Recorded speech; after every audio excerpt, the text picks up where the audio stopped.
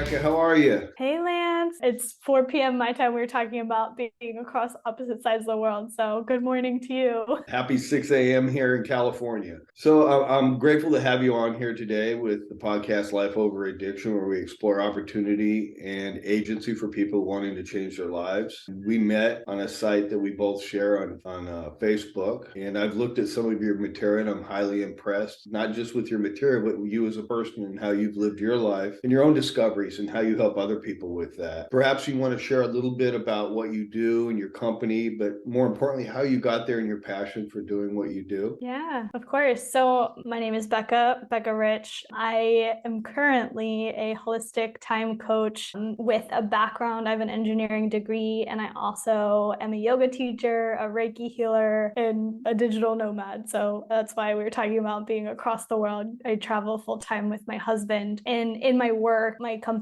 The Holistic Time Coach, I do two things. I work with people directly on changing how they think about an experience and use their time in so they can support themselves better and be healthy, happy individuals and achieve what they want to achieve without, working all the time towards it. And then the other part, I also certify coaches and service providers in holistic time management so they can better support their clients around time and making time for themselves and the things that they care about. And I got into this long story that kind of involves recovery as well. I grew up with immigrants as grandparents. My grandpa on my mom's side was an entrepreneur. My dad is an entrepreneur, still to this day owns a successful business. And I grew up with alcoholism, addiction, workaholism, all of the things, all of the dysfunction. And so I took that on, right? I became an engineer and I worked my butt off all of the time and was just like, go, go, go, go, go. Put my work into my success, into my achievements, into my productivity.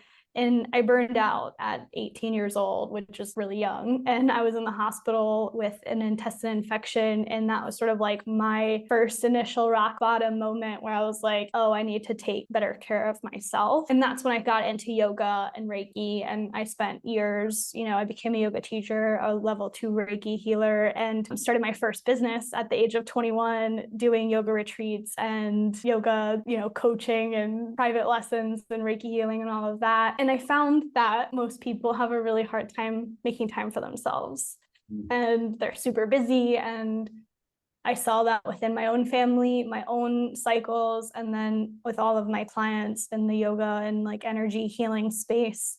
And so I was just like, I need to figure out this time thing. Why is time so challenging for so many of us? And so that's 3 years ago, almost to the day. I started the Holistic Time Coach, and it's been a journey to get to where I'm at today. In one of your blogs, and I think it may be even in your personal history, because I wrote some notes down last night when I was going over your website, which is an amazing website, by the way. And any of you at home, go visit Becca's website. There's a lot of free information, and you can see how dynamic the skill set she brings to you to help you. An addiction to hustle and achievement. And I think that really was like something that probably is at the core of helping people slow down and be more focused and mindful so that they're not lost in the time, but the time is theirs. Yep, and I love what you said earlier about agency. We forget that the time we have agency, that we have power over our time. And it's so interesting too, because a lot of times people approach time and time management as something that they need to control and create like super rigid plans and structure and schedule, and of itself is not healthy either, right? That's swinging the opposite way of the pendulum. And so there really is in recovery, bringing your higher power, bringing your spiritual beliefs into time, and time management is extremely important, to not have that illusion of control, right? So there is that balance of control and agency, which I think is always an amazing conversation to have. It's empowering to know that we can control our lives to some extent and within given reason. Right. I work with a lot of people in alcohol or substance abuse. And a big problem I run into is they have no concept of time management. Life is irresponsible and disconnected from any kind of structure. And a lot of times they feel just getting sober and getting a job, and really, I don't want to take away from the initial impetus of a sober life, but it's so much more, and it can become very daunting. When I talk with the clients, I talk about like the table having a billion receipts and bills. When you get ready to do taxes and you're like, oh my God. And when you're coming out of alcohol or substance abuse, it can be almost overwhelming to even think about that. And like, I'm working with a couple of folks right now that are getting ready to leave treatment. And one guy yesterday, he was like, when I leave treatment, I'm getting onto the freeway and I've been at a park for 3 months and everybody's going 50 miles an hour and I'm used to being in a lawn chair and all life responsibilities are in my face. And I says, well, a good coach or counselor at the very beginning of this process should have sat down with you and began to direct traffic and help you get clear on what those things are going to look like and give you a meaningful path to begin actually living in that. For me, absolutely. Oh my gosh, I love that analogy so much. And I just wanted to say that life beyond recovery, or not beyond recovery, but beyond sobriety, what's possible is that realizing the freeway in itself is an addiction. In the freeway, you don't even want to get on. I live my life not in the freeway. I'm intentionally managing my time in a way that one of my favorite promises is enjoy feeling stable, peaceful, and financially secure. And to me, that's not on the freeway. Yeah, all the hustle. Like, no, let's stay in the park. That vibration is not kosher, for lack of a better word. No, but for most of them, or most of us, including myself, I can't speak for you. Let's clear up a little corner of the table. I know we can't tackle the whole table at once. Everybody thinks that you just have to do it all right now, and it's like, I'm working with a client who's been drinking profusely for 6 years. I get emotional talking to him because it's a really good friend. He's doing well today, but I just spent 7 days doing detox and grounding him in the desert, one-on-one, me and him. But wow, he had like a DUI. He had DUI classes, MAD classes, probation, fees, fines, got to get his SR22 with insurance. I looked at it and I was overwhelmed and I wasn't even in his shoes. And he was just kind of looking up and waking up from 6 years of insanity. And so, like, I made a list with him. I said, what do we need to clear up first so that at least you can begin to see the path? And within a week of me getting him sober, well, actually him getting him sober, I just assisted him. He's already taken care of almost everything related to the DUI. He went up and talked to probation to get it transferred down here by me so we could work more closely together. And he goes, I didn't know it would be this easy. And I go, well, by ourselves, it's very difficult to plot a course when we're cluttered with life and that energy isn't really clear and we're scattered. And so when I'm talking with you, it's a gift to know that people like you and your company exist to help folks like us when we're getting sober, or for anybody trying to find a path in life. I don't think it necessarily is. We're all in recovery from something. That's like worldview. We're all in recovery from something, whether it's healing from a toxic workplace, addiction, childhood, whatever the thing is, we're all healing from something.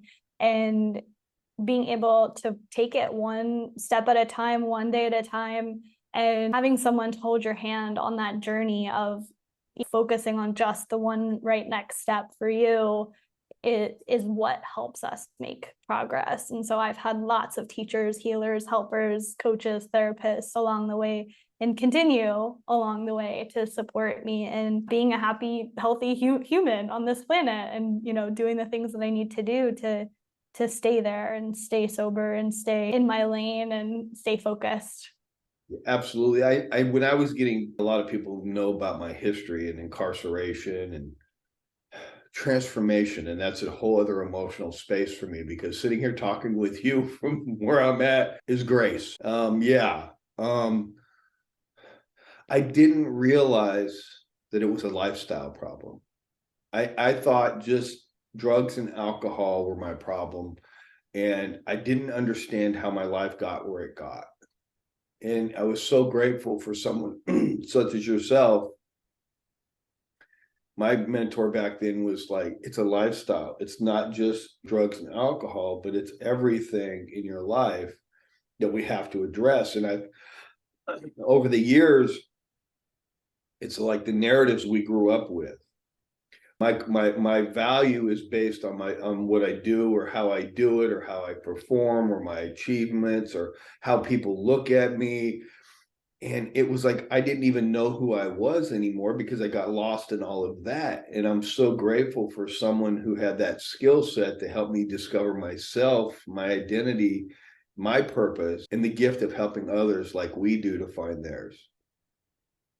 That's some of, the other promises that I stick with that keep me focused in myself, is that we get to feel confident and know who we are and be our truest selves, knowing that I'm acting in like this healthy, truest, most empowered, loving version of myself is the thing that I wanted so badly before I found yoga, before I found Reiki, before I found mindfulness and recovery 3 years ago. I didn't feel like I was living a true life, right? And so being able to feel like I am confident that I'm living a life that's true to me is something that the most important and best thing that we can do. And yet it's still a journey for all of us. And it's hard to quantify and like tangibly look at. And, it feels like fuzzy for a lot of us. Who am I? But I think that's okay. We can Yeah. embrace that unique quality of our past, and we're all kind of fuzzy, bouncing off of one another as we grow and become better people in a better society, if that's our Right. choice. I appreciate the value that you place on connectivity to people, the interconnectivity. You made a statement thing, and I'm reading one of the quotes I wrote down because I really pay attention to some things. You said healing individual and collective time wounds is cultural and intergenerational healing. And I can't emphasize the impact that when I read that, because I can't tell you how many times I'm sitting with a young lady or a young man and I'm hearing grandpa or grandma's impression on mom and dad, and mom and dad's an impression on the client, and even worse, sometimes their impression on their own children. And as one of them changes, it seems like that dynamic changes in that flow moving forward. And it's a gift to be part of that because we're just a part of the journey. My mentor told me, it's not me helping you. God's just using me a channel of his love for you through my experience. And I'm like, that's heavy. When you talk about Yeah. the healing process of the work we do, it's not just those we work with, but those around them. Right. It's a massive ripple effect. I think that if more people felt like they had time for themselves, their goals, what was most important to them, their loved ones, our society would look completely different. I think that one, we'd all be happier individuals. We would be a lot nicer to one another. We would come up with creative solutions to the problems that our society is facing. That in itself is mind blowing to think about. And then, like, on an intergenerational level, one of my childhood wounds, because my dad was addicted to alcohol and work, he was never around. And so I learned that I wasn't loved, right? I learned that I wasn't worthy of love or presence or time or attention.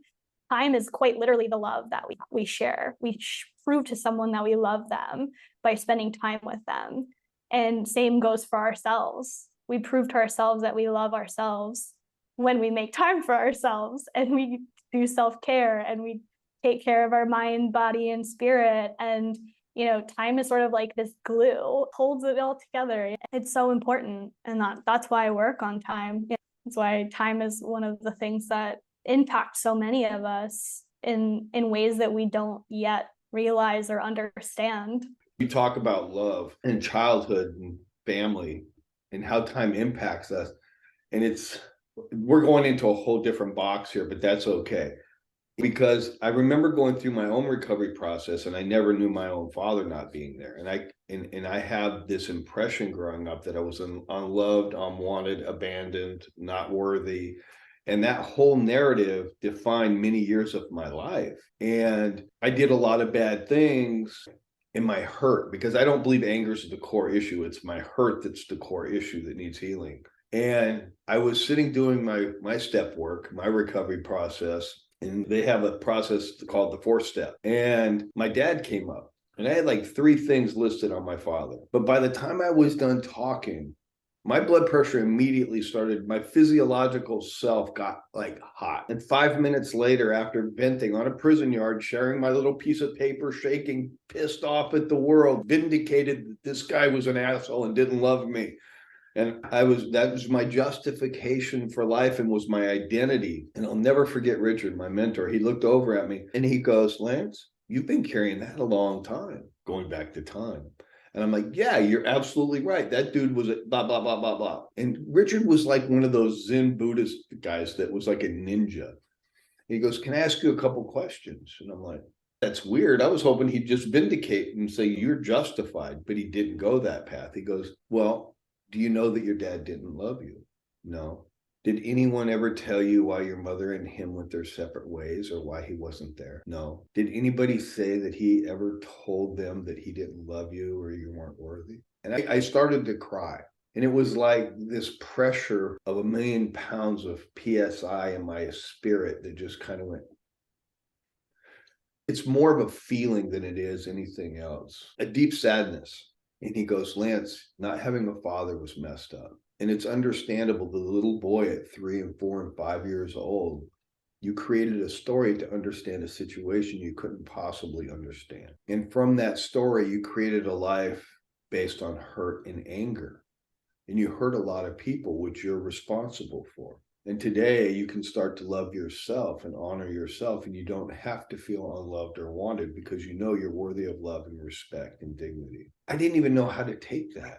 I think of it as, and when I'm working with clients, we're anchored in these time spaces in our narrative that define us. And there's those epiphany moments where we're like, how long have I carried that and had it impact my life and my freedom? Because the worst prison I've ever been in is the prison of the soul. And the work that he did with me was breaking me out of here. And, you know, when you talked about your dad and the story, I'm like, I got a sister on the other side of the world. And it's a gift to hear you. And we're just like, wow.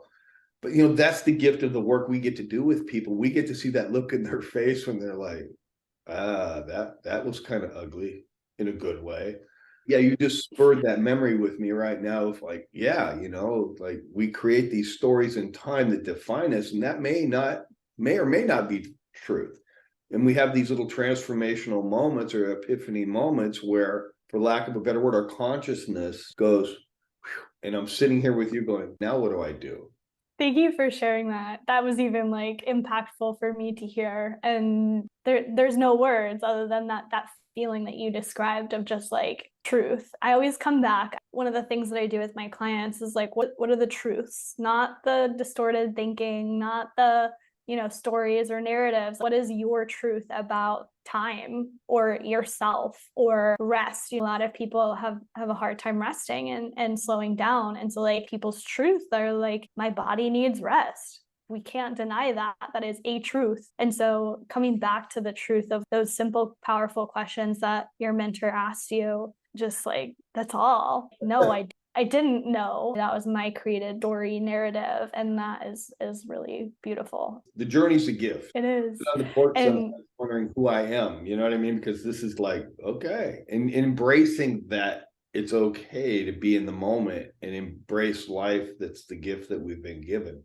I think that's one of the things in addiction is that we don't see life as a gift because we're so out of touch with life, like the life force. And time is quite literally our life. It's life force. It's the time that we've been given on this planet. And so it makes complete sense that when we're not sober, we have a distorted relationship with time and how we see time and how we think about it and feel about it. If we're having these narratives about time is so fast, time flies by, I never have enough time, I can't make time for myself. These are some common narratives that I hear from my clients. A lot of that comes back to those inner narratives and those stories that we tell ourselves, and they're not actually grounded in truth and in reality. And I think that's our job. That's the challenge for us, is intervening in that faulty narrative and helping I don't like the word redirect, but for lack of a better word, direct them in a new perspective and understanding. You actually, one of the quotes I had from one of the blogs that I was reading last night is you said, your time is your life. And what you just said, that just was an arrow on that. There were so many good things in here. Trust me, you could probably help me right now. As well put together as I am, my wife will tell you. You're not alone. It's literally everybody on this planet. We all are battling with time. I have to find time, and this is sad, and I'm sure that you hear this all the time. I have to find time for my wife. That's sad to even say that. She's always present here, but am I always present here? And I don't want to get too sad, but because I love life, I love my wife, I love my family. And there's this compulsion, going back to your addiction stuff about like beyond just drugs and alcohol, that I have to provide, making time. I don't even like saying that. Even you looking at one another right through across the world going, that doesn't even making time. But, it's transferring that space to where family, I want to be my priority, and work is something I do. It'll always be a passion. I don't think I'll ever not work because I love helping people. But it feels guilty. Like I have to schedule time for my wife and to walk the dog and to call my brother. What is wrong in the universe? Sounds abnormal. I don't know if people watching this are going to go, wow, I'm like that. But is that something like, would you say to me coming to you in my first session and telling you the things I'm telling you right now? And just being honest, because that's who we have to be in life if we want to grow and transform. Where do I start? I think the first part, back to the 12 steps, right? And I'm grouping the first 3 in my mind is like, get our behavior we're powerless over and giving it up to higher power, in knowing that we are unconditionally loved anyways. All of that to say is holding space for someone to share that and come to terms with that and realize, I say that my family is a priority. Oh, I say that my self-care, my health is a priority. And yet I am working, the average business owner works 50, 60 hours a week. Knowing that we're powerless over it and acknowledging that, that's the first place, right? It's holding space for that. And from there, it's with coaching, it's about finding what's the next best step for you. What is the next stepping stone towards living a life that's in alignment with what you say is most important? And a lot of the times the solutions do appear, whether it's from a higher power or within or somewhere in between, or, they're all connected. A lot of my clients, fourth step is just examining how we spend our time and recognizing, oh, wait, we are working 60, 70 hours a week. Maybe that's not for my best interest or my client's best interest or my family's best interest. And I need to figure out how to reconfigure that. And then moving, in the steps is really just like sharing it with a coach, with somebody. I think the solutions just come from that place of compassion, examination, and understanding for oneself behavior. One of the most important tools that I use with my clients is their digital calendars. That might be a stretch for some folks listening to this. And so it really can just be taking a piece of paper and writing down like the next right step. But like in grander scale, like for you, I would say we create a holistic system structure for your time that is aligned with your values and aligned with what you say is most important to you. And then doing the healing work and integration work of actually practicing that, making it happen, support and accountability. There's so much inner and outer stuff that prevent us from spending our time how we want. And that's where a lot of the healing work is like, what's really causing me to procrastinate, what's really causing me to work 50, 60 hours a week, what's really causing me to do XYZ, fill in the blank, whatever behavior you are doing that isn't aligned with who your true self is. Itself is really powerful to do the inner and outer work. Well, one of your blogs specifically on your website spoke to that calendar process. I have a calendar. I don't like it too much because it tells me what to do. But I get, see, most of us are like, that's the inner stuff that you can heal, though. Actually, I was like, I like it because I think for any of us, growth and transformation and using the tools that we have, everybody here, hold on a second, everybody has one of these things. If this is like, I don't have this with me, something is wrong. To have something like that can remind me and keep me on track with a schedule. I see the benefit of that, but I also, and I'm devil's advocate, okay, How do I avoid the rigidity of a process that's breaking me free from rigidity, if that makes sense? So I would question it and I would say right now isn't rigidity. What most people are experiencing is chaos, Mm. and they don't know, they think that they have to be rigid and authoritative and controlling to control the chaos. And that's one of the biggest misunderstandings about calendars, planners, structures that we've all been taught. This is why traditional time management is trash. I don't believe in any of it. You have to build, like I'm telling you, when you build structure that is like with your mind, body, and soul, it doesn't feel rigid. It doesn't feel like a prison. It doesn't feel bad to you. Why are you And attacking my addiction right now? No. See, but I'm because I know what we're talking. I'm arguing for my limitations right now. I'm creating more rigidity as an excuse not to be responsible. Yeah, I love it. yeah, we have to take responsibility. Ugh, it's so hard, but it's everything. Yeah, but I think like you were saying, and I'm gonna let you go on. I didn't apologize for interrupting, but it was like that space of that's my narrative Yep. about certain things. It's like my definition of certain things is wrong too, but I don't know that until somebody expresses that and it helps me understand that. You know, the gift of what you do with people. Yep. Process. This has been fun. I love conversation around healing and doing the work. What are three things you would tell somebody, or no, it tells the wrong word because I don't operate that way either. Like me being a dictator or something, and I don't live that way. What are some invitations or suggestions you would make to the audience watching this to begin it to shift beyond just reaching out to you or through me to get help and guidance and coaching and mentoring? What are three things or three tools that you would suggest someone could begin today, for lack of a better word, to help their journey moving forward? Yeah, I think the first place that I always start is your vision for your time, right? How do you want to spend your time? Most of us are never asked that question in our lives. How do you want to spend your day? How do you want to spend your week, your month, your year, whatever?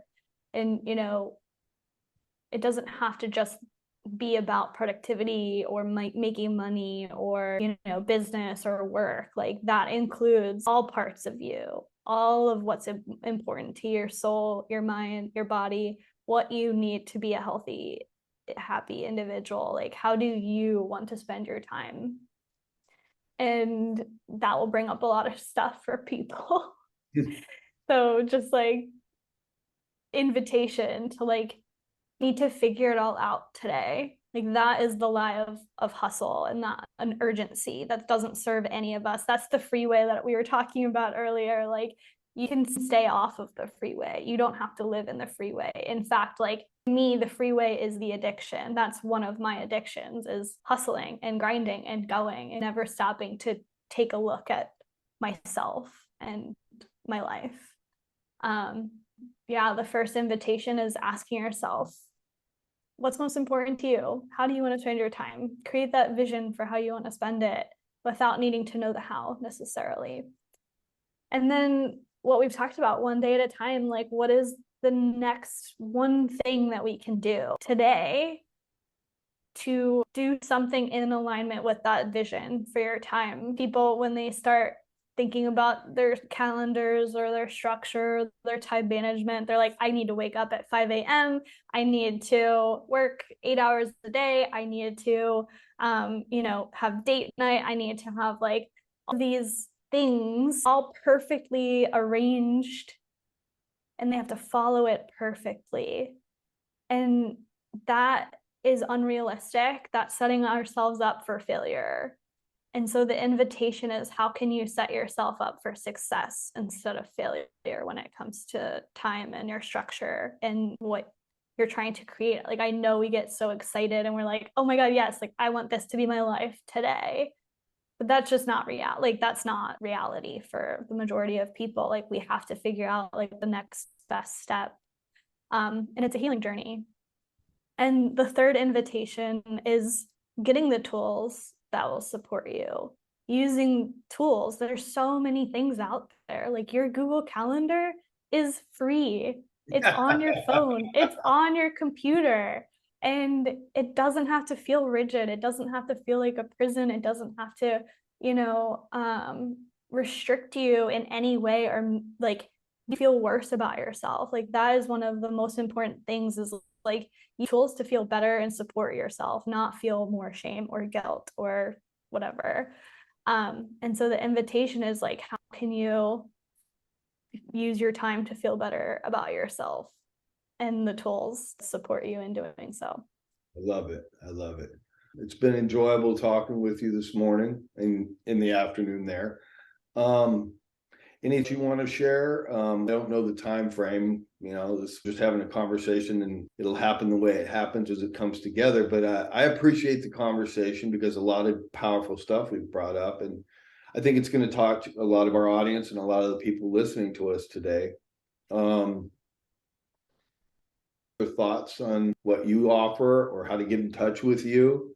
And of course, we'll put that up in the podcast when we go live or when we put it up, because I think it's important that people have access to you and to what you do to help them.